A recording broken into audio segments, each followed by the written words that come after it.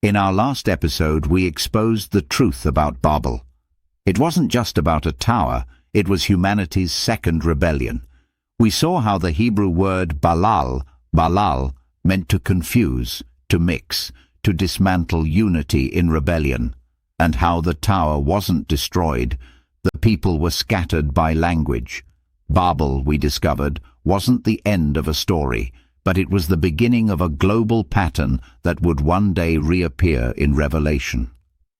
Now we turn to a man named Abram, called by God to leave everything and go, where? To a land he had never seen, and a promise that would change the world. But was Abraham even real, or just a moral symbol? In this episode, we uncover archaeological records, Hebrew insights, and divine prophecy embedded in one name that almost no one has studied closely, Abram. Genesis 12:1 opens with a command, "Go from your country, your people, and your father's house to the land I will show you." The Hebrew phrase for this is li-k-h-l-k-ha, lek-lekka, which literally means go for yourself or go to yourself. It is not just a command to move, it is a call to identity. Abram's name, Avram, means exalted father. But later, God renames him Abraham, meaning father of multitudes or father of nations.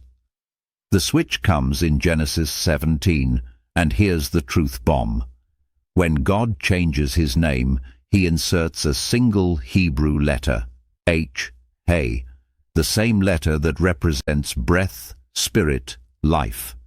It's also part of God's personal name, YHVH, YHWH. Abraham wasn't just renamed, he was spiritually recoded. God inserted his essence into Abram's name, from exalted to eternal purpose. Genesis 11:31 says Abram came from Ur of the Chaldeans, a real place, confirmed by archaeology. Modern excavations in Iraq have uncovered massive ziggurats, royal tombs, and tablets proving that Ur was advanced, wealthy, and idol-worshipping. Abraham didn't leave a poor land. He walked away from a civilization that rivaled Egypt. Joshua 24:2 says Abram's family worshipped other gods. That means God didn't pick a holy man. He picked an idolater and turned him into a believer. This wasn't a reward. It was a rescue.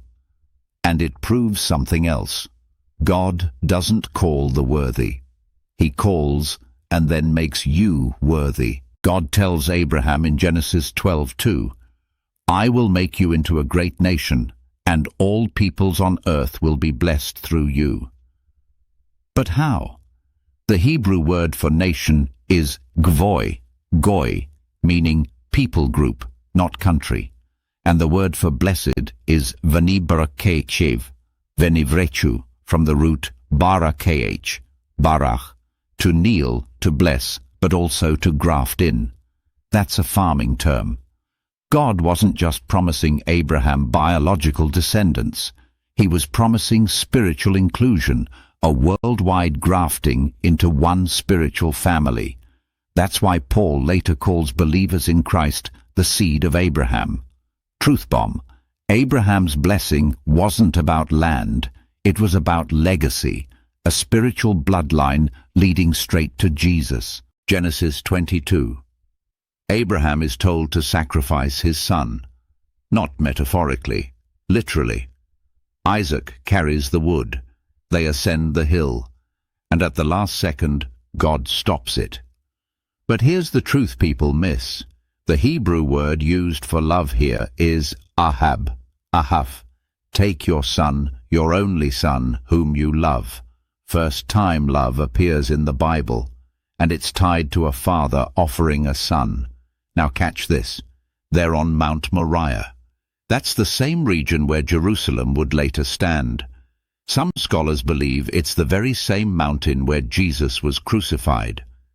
Abraham said, "God will provide the lamb." But a lamb wasn't provided. A ram was, because the lamb would come later, and this story was the preview. Abraham wasn't perfect. He doubted. He lied. He laughed at God's timing, but he believed, and it was counted to him as righteousness. His story proves that faith isn't about performance. It's about trust. And that trust created a bloodline, a covenant, and a spiritual legacy that still stands today. In the next episode, we follow that legacy through Isaac, Jacob, and Joseph, the bloodline of promise. This isn't mythology. It's prophecy in motion. This is the Bible Reclaimed Official. No religion, just truth. Please note, one short, non-skippable ad helps keep this truth series free and independent. No sponsors, no donations, just raw, unfiltered truth. If you believe in this mission, hit like, leave a comment, and subscribe to help spread the truth around the world.